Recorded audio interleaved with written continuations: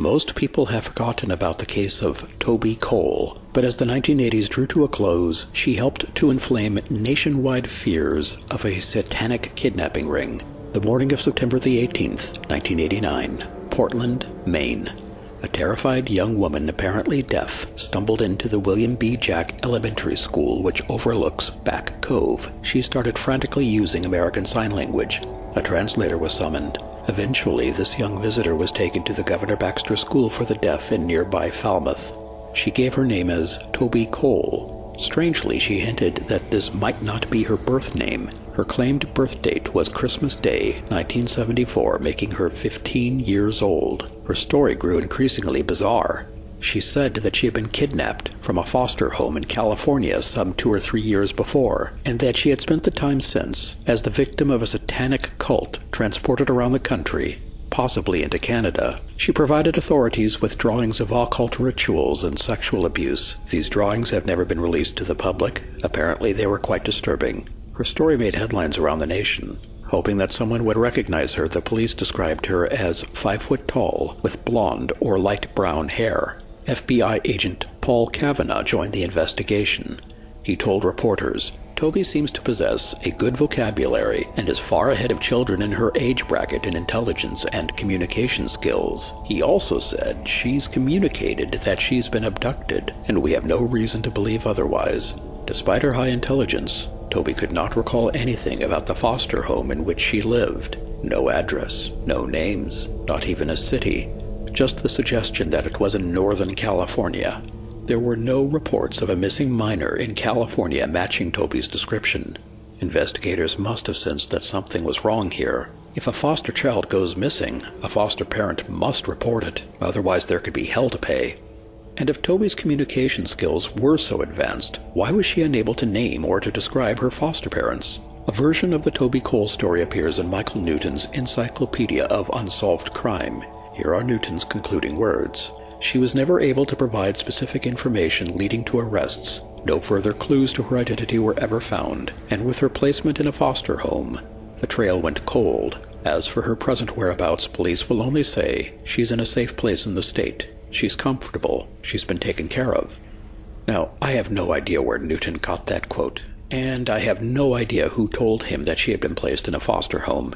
Of course, this book takes on a very wide scope, and perhaps errors are inevitable. Unfortunately, his mistake has been echoed by others on the internet, including this YouTuber. Sadly, her real identity is not known. Her current whereabouts are not public, but the FBI says that she is safe. It's clear that this account derives entirely from Michael Newton's book. Here's the truth. Authorities soon learned that Toby Cole was really a woman named Margaret Louise Hergé. She was not 15 years old. She was 27, and she was not even deaf, although she knew ASL and apparently did suffer from some level of hearing impairment. The Fairmouth police announced that Hergé was identified via acquaintances in Metairie, Louisiana. She had been seen in Metairie only 3 days before she popped up in Maine. Louisiana had been her home for only about a month. Before that, she lived with her parents in Sandy, Oregon. Hergé was not charged with a crime. I don't know what happened to her next.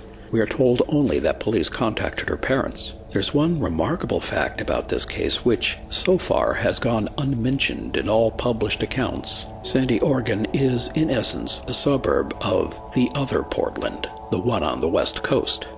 Coincidence? Perhaps. Still, it's hard not to visualize a scenario in which this woman buys a bus or plane ticket home, only to end up going to the wrong Portland. The William B. Jack Elementary School was only 2 miles east of the Greyhound bus terminal, and less than 4 miles walk from the Portland International Jetport.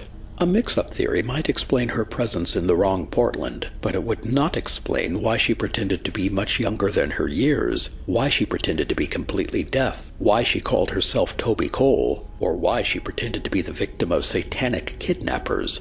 The police in Maine discovered that Margaret Louise Hergé had used more than a dozen aliases. That, history suggests, a con artist.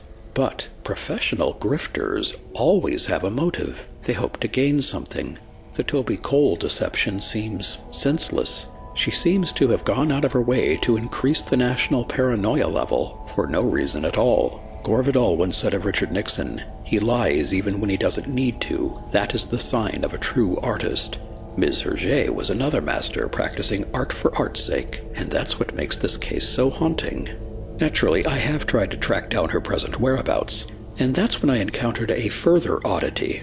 In 2009, a woman named Margaret Louise Hergé was arrested in Broward County, Florida, for a probation violation. I don't know what the original crime was. Judging from her mugshot, she certainly resembles Toby Cole. Our first problem is relatively minor. This woman is described as 5'5", while Toby was described as 5 feet tall. That discrepancy doesn't bother me too much. Maybe the woman in Florida was wearing high heels. Maybe the cops in Maine got it wrong. Problem number 2 is more interesting. This Margaret Louise Hergé was born 1953. That makes her 35 years old in 1989. Can this be the same Margaret Louise Hergé who posed as Toby Cole? Is it physically possible for a 35-year-old woman to pass for 15? Many other people would like to subtract 20 years from their age. I wish I could pull off that trick, but it ain't easy. And why, back in 1989, did the Maine cops say that she was 27 years old? They spoke to her parents. Now, it may be possible that we're dealing with 2 separate women who happen to have the same unusual name. But look at those faces. In his influential book Painted Black, Karl Raschke, a theologian and right-wing conspiracy theorist, indisputably refers to this case on page 19, though he does not actually mention the name Toby Cole. Raschke gives the impression that he believes the original story of satanic abduction to be true. He seems miffed that the authorities discounted it. He uses that word, discounted, not investigated. I would say that Raschke's wording straddles the line between sloppiness and total irresponsibility. Let's be clear, I am not saying that all, or even most, ritual abuse claimants were professional grifters. That definitely is not my belief. That said, there have been other cases in which con artists made use of this Weltanschauung. But that's a tale for another time.